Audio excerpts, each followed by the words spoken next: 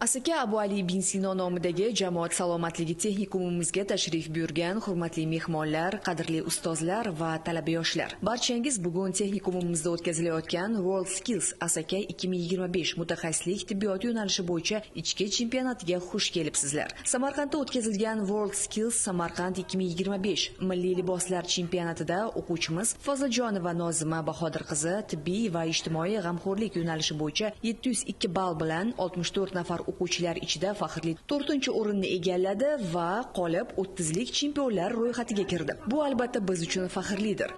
Men Foziljonova Nozima Asaka Abu Ali bin Sino nomidagi jamoat salomatligi texnikumining 1-bosqich talabasiman. Men 2025-yilda bo'lib o'tgan World Skills Samarqand 2025 kasblar chempionatida jamoat 8 texnikumlar ichida faxrli 4-o'rinni egalladim 702 ball bilan. Men bu musobaqada qatnashganimdan juda ham xursandman, faxrlanaman. Menga yordam bergan ustozlarimga o'zimni minnatdorchiligimni bildirib qolaman. O'zimizning texnikumimizda ham World Skills kasblar chempionati bo'lib o'tyapti. Bu chempionatda barcha qizlarimizga, qatnashuvchi qizlarimizga omad va ulkan zafarlar tilab qolaman. World Skills Samarqand 2025 milliy kasblar chempionatida ishtirok etib, 1-chi, 2-chi, 3-chi o'rinlarni egallagan ishtirokchilar 2025-yil 23-27 noyabr kunlari Tayvanda bo'ladigan World Skills Asia xalqaro chempionatida ishtirok etish uchun yo'llanma oldilar. World Skills bu xalqaro miqyosdagi kasbiy mahorat tanlovi bo'lib, u butun dunyo bo'ylab yosh mutaxassislarning o'z sohasidagi bilim va ko'nikmalarini namoyish etish imkoniyatini yaratadi. Mana bugun bizni Asaka tibbiyot texnikumimizda World Skills chempionatining texnikum bosqichi bo'lib o'tmoqda. World Skills chempionati bu butun dunyodagi kasblar festivali bo'lib, bunda qatnashadigan o'quvchilar o'zlarini bilim, ko'nikma va mahoratlarini namoyish etadilar. Biz ham mana shu chempionatga tayyorgarlik ko'rib, o'quvchilarimiz mana shu tadbirda ishtirok etmoqdalar.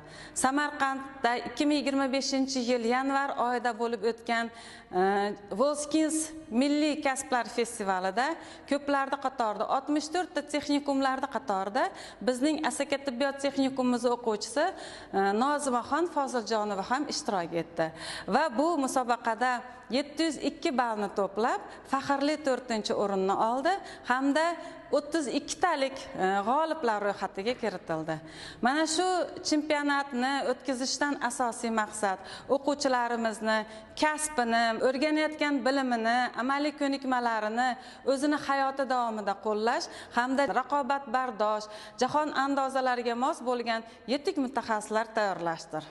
Bunday chempionat dastlab 1950-yil Ispaniyada o'tkazilgan. Chempionatni o'tkazishdan asosiy maqsad kasbiy ta'limni targ'ib qilish, yoshlarning amaliy ko'nikmalarini rivojlantirish va mehnat bozoridagi raqobatbardoshlikni oshirishdan iboratdir. O'zbekiston 2019-yildan boshlab rasmiy a'zo va shundan buyon o'zbekistonlik yoshlar ham turli yo'nalishlarda ishtirok etmoqdalar. World Skills tanlovlari orqali mamlakatlar kasbiy ta'lim sifatini baholaydi, ta'lim dasturlarini zamonaviy talablar asosida rivojlantiradi. Bu ayniqsa texnikum o'quvchilari uchun katta imkoniyat demak. Bugun texnikumimizda o'tkazilayotgan ichki chempionatda kelgusi yil chempionatida qatnashish uchun tayyorgarlik ko'rayotgan iqtidorli o'quvchilar ishtirok etmoqdalar. Bu o'quvchilarimizga zafarlar tilagan holda bugun chempionatimizni ochiq deb e'lon qilaman.